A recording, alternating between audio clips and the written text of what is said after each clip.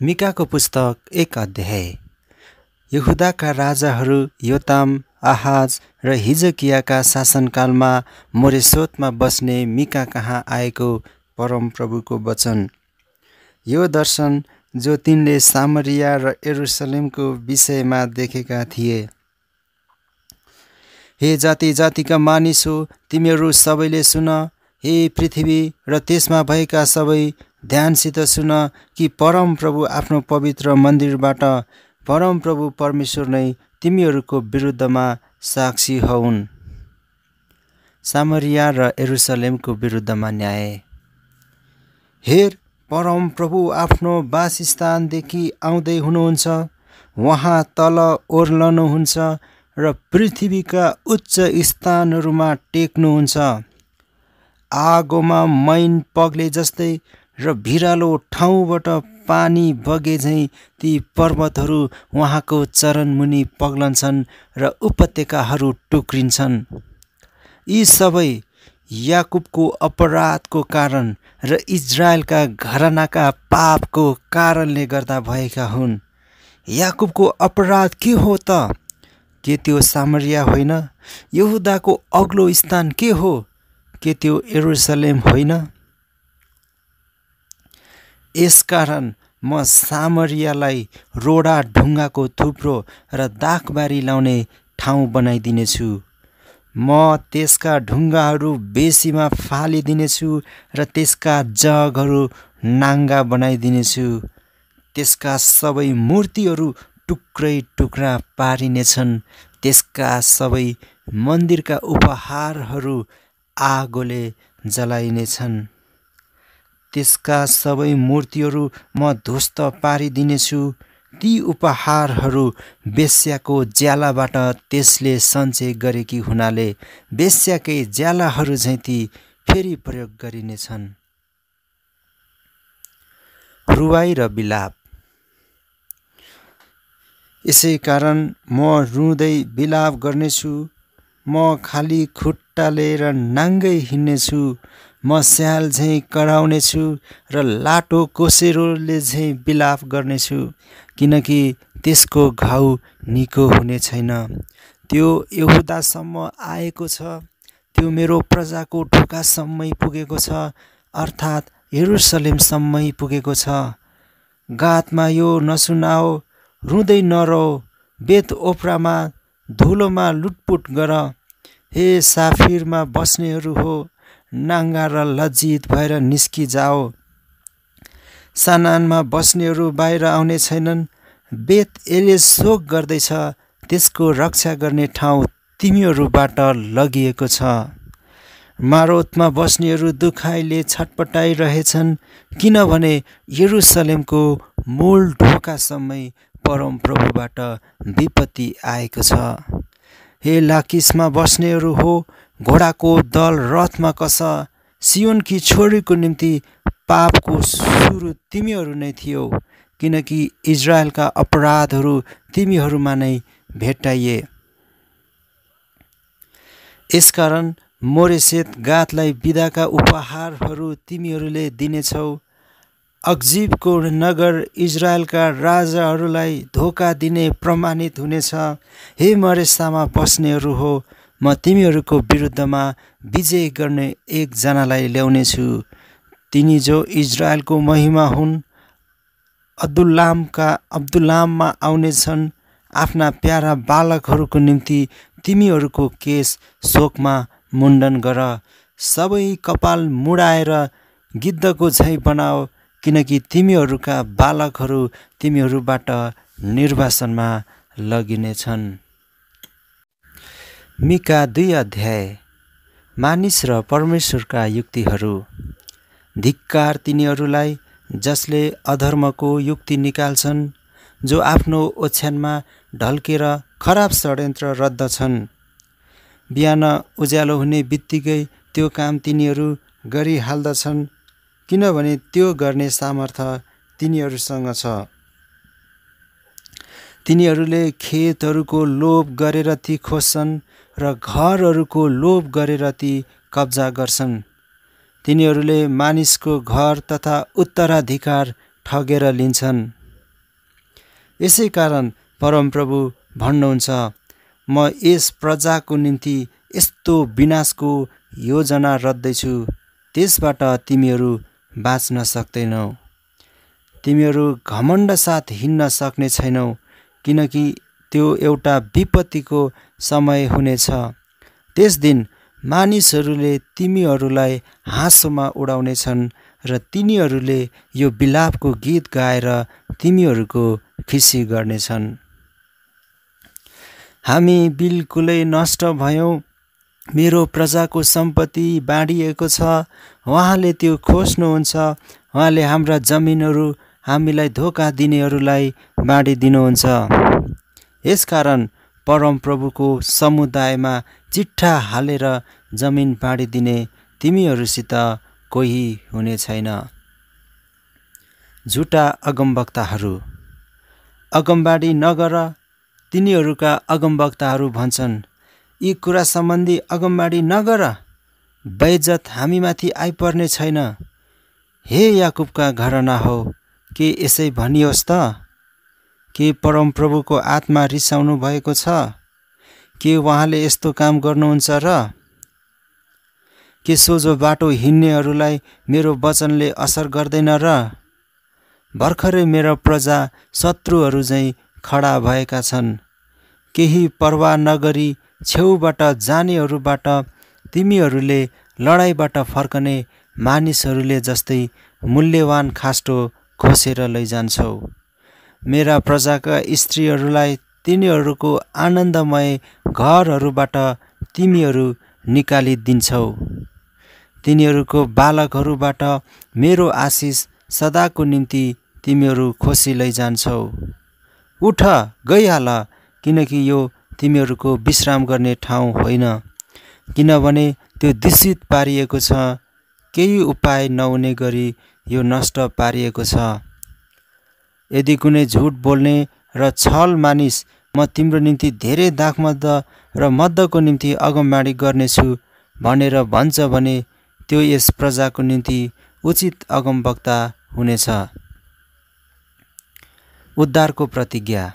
हे याकुब, म निश्चय नै तिमीहरू सबैलाई भेला गर्नेछु। इजरायलका बचेकाहरूलाई म निश्चय नै जम्मा गर्नेछु।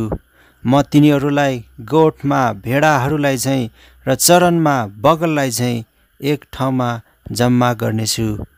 त्यस ठाउँमा मानिसहरूको भिड हुनेछ। बाटो बनाउनु हुने तिनीहरूको अघि जानुहुनेछ। तिनीहरूले ढोका भत्काएर बाहिर निस्केर जानेछन्। तिनीहरूका राजा तिनीहरूको अगाडि जानेछन्। परमप्रभु तिनीहरूको अघि अघि हुनुहुनेछ। मिका 3 अध्याय। अगुवाहरू र अगमवक्ताहरू हप्काइएका। अनि मैले भने, हे याकुबका अगुवाहरू, हे इजरायलका घरानाका शासक हो, ध्यानसित सुन। के तिमीहरूले न्याय जान्नुपर्ने होइन र? तिमीहरू जसले भलाइलाई घृणा गर्छौ र खराबी रुचाउँछौ, तिमीहरू जसले मेरो प्रजाको छाला काट्दछौ र तिनीहरूको हाडदेखि मासु निकाल्दछौ, तिमीहरू जसले मेरो प्रजाको मासु खान्छौ, तिनीहरूको छाला काट्छौ र हाडहरू टुक्रा टुक्रा गरी भाँच्दछौ र भाँडोमा हाल्ने र खड्कुलोमा पकाउने मासुलाई चाहिँ तिनीहरूलाई टुक्रा टुक्रा पार्दछौ। तब तिनीहरूले परमेश्वरको पुकारा गर्नेछन्, तर उहाँले तिनीहरूलाई जवाफ दिनुहुने छैन। तिनीहरूले दुष्टाइ गरेको कारण त्यस बेला उहाँले आफ्नो मुख तिनीहरूदेखि लुकाउनु हुनेछ। परमप्रभु यसो भन्नुहुन्छ, मेरो प्रजालाई कुमार्गमा हिँड्न लाउने अगमवक्ताहरू चाहिँ कसैले तिनीहरूलाई खाना दिँदा तिनीहरू शान्तिको घोषणा गर्छन्। यदि त्यसले खाना दिएन भने त्यसको विरुद्धमा लडाइँ गर्न तिनीहरू तयार गर्छन्।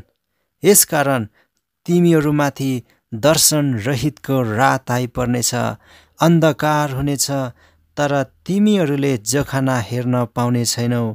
अगमवक्ताहरूको निम्ति सूर्य अस्ताउनेछ र दिन चाहिँ तिनीहरूको निम्ति अँधेरो हुनेछ।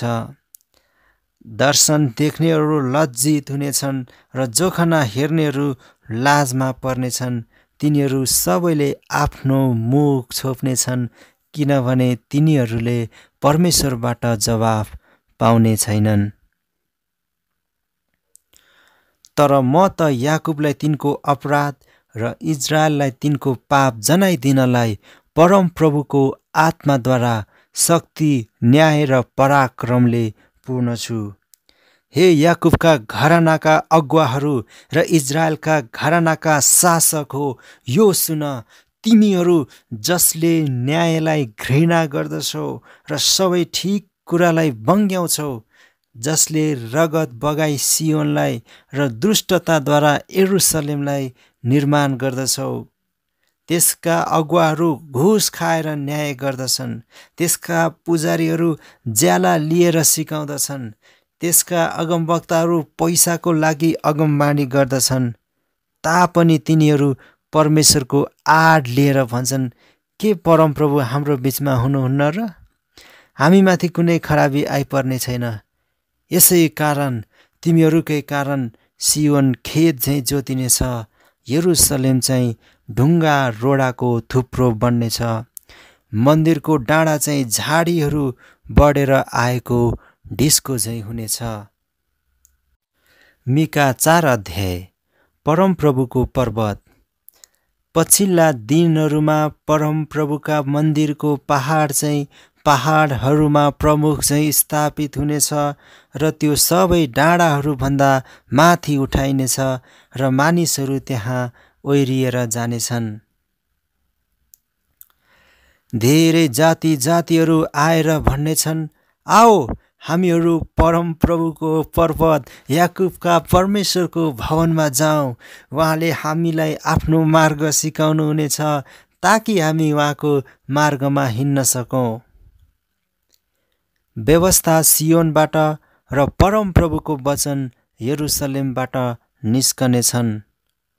उहाँले धेरै मानिसहरूको बीचमा इन्साफ गर्नुहुनेछ र टाढा टाढासम्मका बलिया जातिहरूको निम्ति झगडाको फैसला गर्नुहुनेछ। तिनीहरूले आफ्नो तरबारहरू पिटेर, हलोको फाली र भालाहरू पिटेर छिमल्ने हँसिया बनाउनेछन्। जाति जातिहरूले एक अर्काको विरुद्धमा तरबार चलाउने छैनन्, न त तिनीहरूले फेरि कहिले लडाईँ गर्न तालिम लिनेछन्। हरेक मानिस आफ्नो दागको बोट र आफ्नो नेवाराको बोट मुनि बस्नेछ र कसैले तिनीहरूलाई डर देखाउने छैन, किनकि सर्वशक्तिमान परमप्रभुले नै बोल्नु भएको छ। सबै जातिहरू आफ्ना देवताको नाउँमा हिँडुन्, तर हामी चाहिँ सदा सर्वदा परमप्रभु हाम्रा परमेश्वरको नाउँमा हिँड्नेछौँ। परमप्रभुको योजना। परमप्रभु घोषणा गर्नुहुन्छ, त्यस दिन म लङ्गडाहरूलाई जम्मा गर्नेछु अनि निर्वासितहरूलाई र जसलाई मैले शोकमा पारेको थिएँ तिनीहरूलाई म भेला गर्नेछु। लङ्गडाहरूलाई एउटा बाँकी भाग र टाढा खेदिएकाहरूलाई एउटा सामर्थी जाति बनाउनेछु। परमप्रभुले तिनीहरूमाथि सियोन पर्वतमा त्यस दिनदेखि उसो सदा सर्वदै राज्य गर्नुहुनेछ। त चाहिँ ए बगालको धरहरा, सियोनकी छोरीको किल्ला, तलाई पहिलेको राज्य फेरि फर्काइनेछ। यरुसलेमकी छोरी कहाँ राजपथ फेरि आउनेछ। अब तिमी किन चिच्याइ चिच्याइ रुन्छौ? के तिम्रो राजा छैनन्?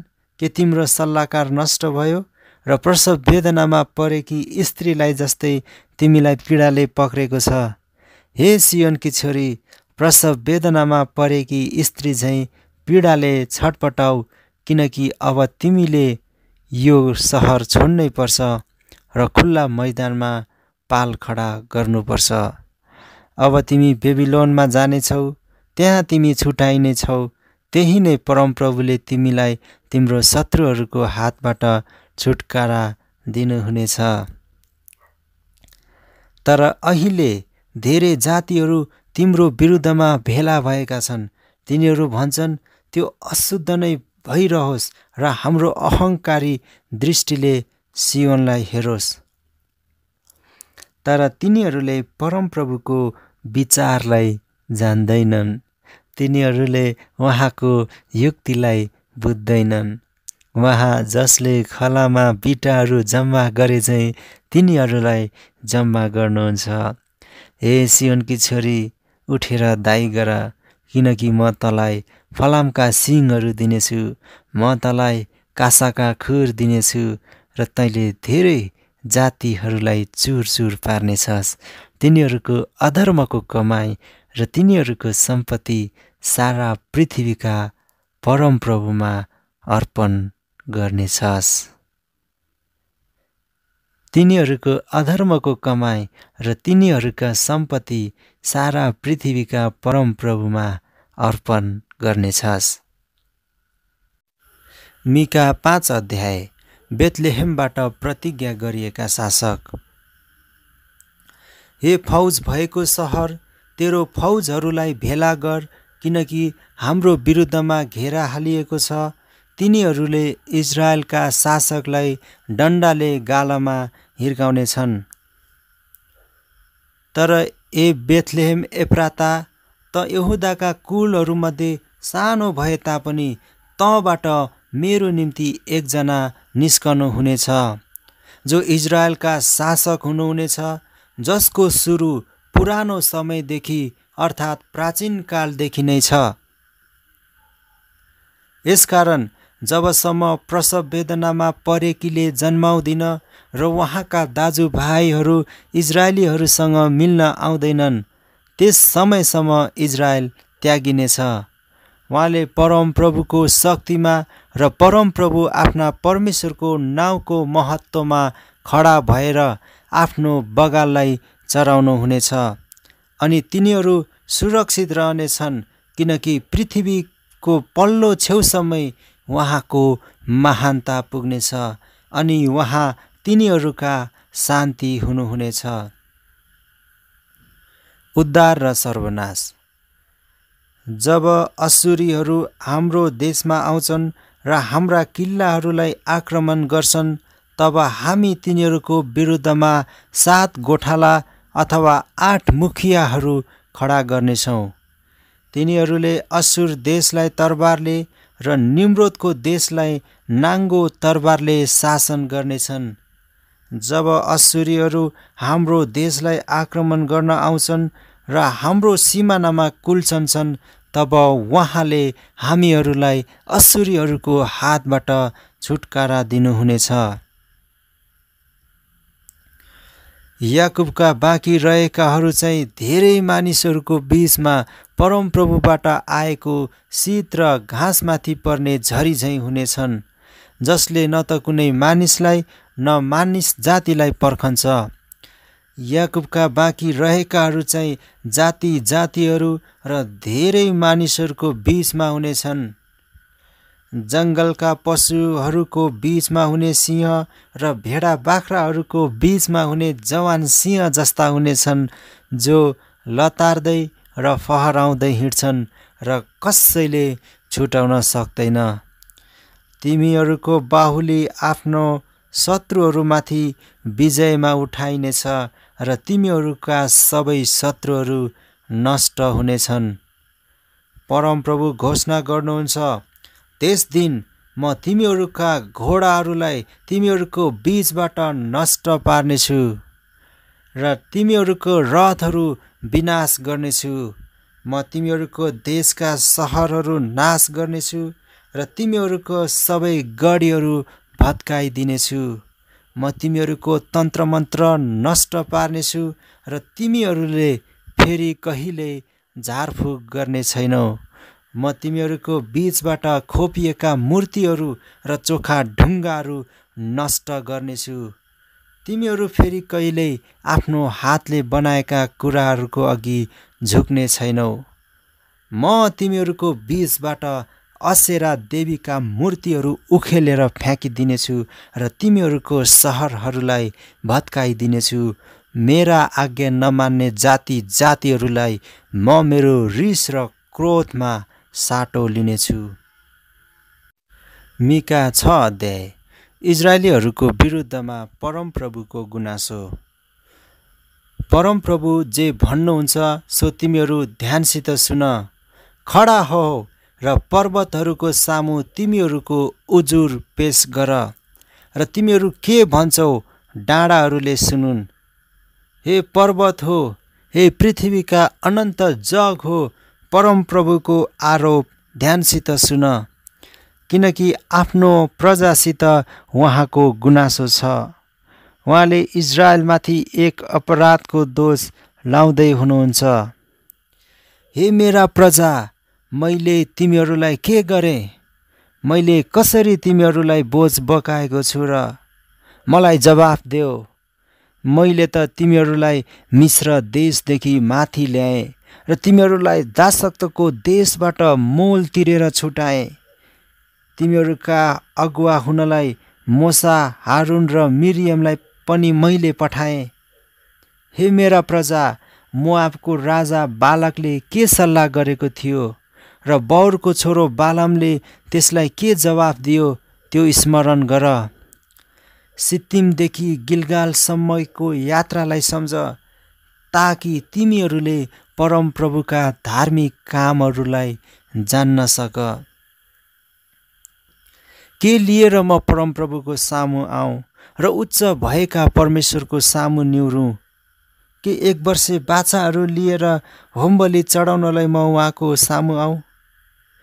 के परमप्रभु हजारौँ भेडाहरू र तेलका 10,000 नदीसित प्रसन्न हुनुहुन्छ र?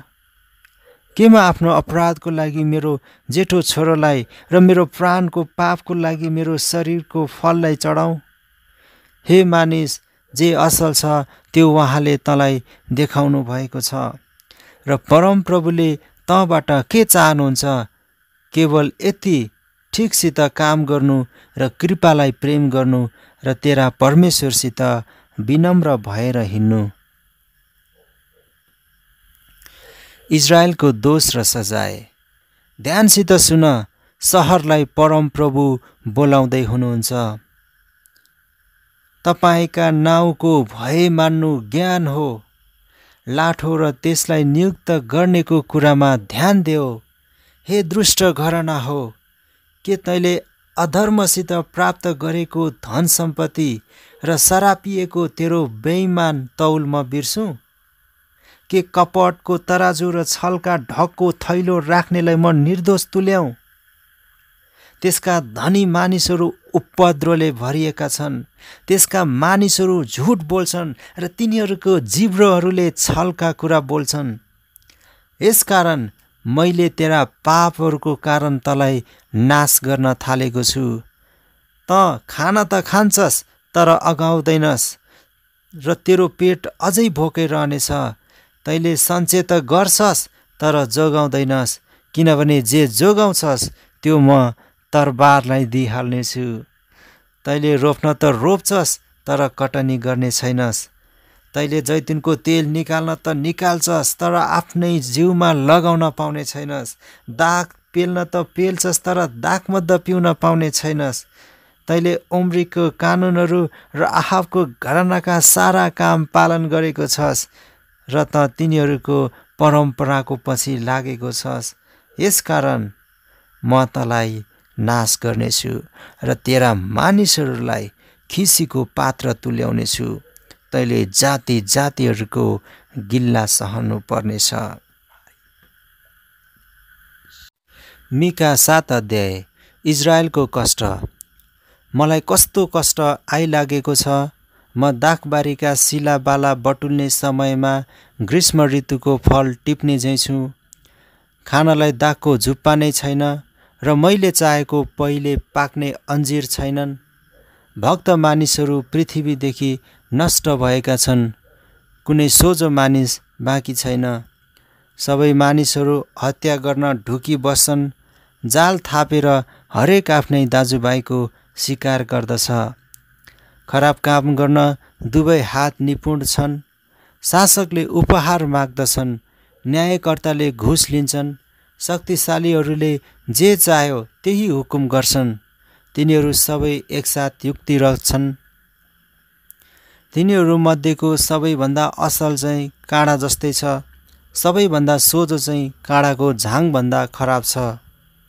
तिमीहरूका पहरेदारहरूको दिन आएको छ, अर्थात् त्यो दिन जब परमेश्वरले तिमीहरूलाई भेट गर्न आउनुहुन्छ। अब तिनीहरूलाई खलबलाउने समय भयो। एउटा छिमेकीमाथि भरोसा नगर, एउटा मित्रमाथि विश्वास नगर। आफूसँगै अँगालो मारेर सुत्ने पत्नीसँग पनि होसियार गरेर बोल, किनकि छोराले आफ्नो बुबाको अपमान गर्दछ, छोरी आफ्नो आमाको विरुद्धमा उठ्दछे, बुहारी आफ्नै सासूको विरुद्धमा। मानिसका दुश्मनहरू आफ्नै घरका मानिसहरू हुन्छन्, तर म चाहिँ आशामा परमप्रभुको बाटो हेरिरहन्छु। मलाई बचाउनु हुने परमेश्वरको प्रतीक्षा गर्छु। मेरा परमेश्वरले मेरो बिन्ती सुन्नुहुनेछ। इजरायल फेरि उठ्नेछ। हे मेरो शत्रु, मेरो खिसी गर्दै सन्तुष्ट नहो। म लडे तापनि उठिहाल्नेछु। म अँधेरोमा भए तापनि परमप्रभु मेरो ज्योति हुनुहुनेछ। जबसम्म उहाँले मेरो वकालत गर्नुहुन्न र मेरो हक पक्का गरिदिनुहुन्न, तबसम्म म परमप्रभुको क्रोध सहनेछु, किनभने मैले उहाँकै विरुद्धमा पाप गरेको छु। उहाँले मलाई निकालेर ज्योतिमा ल्याउनुहुनेछ र म उहाँको धार्मिकता देख्नेछु। तब मेरी शत्रुले जसले मलाई भनेकी थिए, तेरा परमेश्वर खोइ त, त्यसले त्यो देख्नेछे र लाजले भुतुक्कै हुनेछे। मेरो आँखाले नै त्यसको पतन देख्नेछन्। अहिले पनि त्यो गल्लीको हिलो झैँ खुट्टामुनि कुल्चिनेछे। तिमीहरूको पर्खाल निर्माण गर्ने दिन, आफ्नो सात सिमाना टाढासम्म बढाउने दिन आउनेछ। त्यस दिन अश्शुरबाट र मिस्रका सहरहरूबाट, मिस्रदेखि लिएर युफ्रेटिससम्मका र समुद्रदेखि लिएर समुद्रसम्मका र पर्वतदेखि लिएर पर्वतसम्मका मानिसहरू तिमीहरू कहाँ आउनेछन्। तिनीहरूको कामको फलले गर्दा त्यसका बासिन्दाहरूको कारण पृथ्वी शून्य हुनेछ। प्रार्थना र प्रशंसा। तपाईको प्रजालाई तपाईको लाठोले चराउनुहोस्, तपाईका उत्तराधिकारको बगाललाई, जो स्वयं मलिलो चरणमा र जङ्गलमा बस्दछन्। तिनीहरूलाई उहिलेका दिनमा झैँ बासान र गिलादमा चरेर खान दिनुहोस्। तिमीहरू मिस्रदेखि निस्केर आएका दिनहरू झैँ म तिनीहरूलाई मेरा अचम्मको कामहरू देखाउनेछु। जाति जातिहरूले देख्नेछन्, लज्जित हुनेछन्। तिनीहरूको सारा शक्ति नै खोसिनेछ। तिनीहरूले आफ्नो मुख हातले छोप्नेछन् र तिनीहरूको कान बहिरा हुनेछन्। तिनीहरूले साँपले झैँ जमिनमा घर्षने जन्तुले झैँ धुलो चाट्नेछन्। आफ्नो गुफाहरूबाट थरथर काँप्दै तिनीहरू डरले आउनेछन्। परमप्रभु हाम्रा परमेश्वर कहाँ तिनीहरू भयमा आउनेछन् र तिमीहरूसित डराउनेछन्। तपाईँ जस्तो परमेश्वर को छ र जसले पाप क्षमा गर्नुहुन्छ र आफ्नो निज उत्तराधिकारका बाँकी रहेकाहरूको अपराध माफ गरिदिनुहुन्छ। तपाईँ सधैँसम्म रिस गर्नुहुन्न, तर कृपा गर्नमा खुसी हुनुहुन्छ। हामीलाई तपाईँले फेरि टिठ्याउनुहुनेछ। तपाईँले हाम्रा पापहरूलाई खुट्टाले कुल्चनुहुनेछ र हाम्रा सबै अधर्म समुद्रको गहिराईमा फालिदिनुहुनेछ। तपाईँ याकुबप्रति सत्य रहनुहुनेछ र अब्रामलाई कृपा देखाउनुहुनेछ, जसरी धेरै अघि तपाईँले शपथ खाएर हाम्रा पुर्खाहरूलाई प्रतिज्ञा गर्नुभएको थियो। आमेन।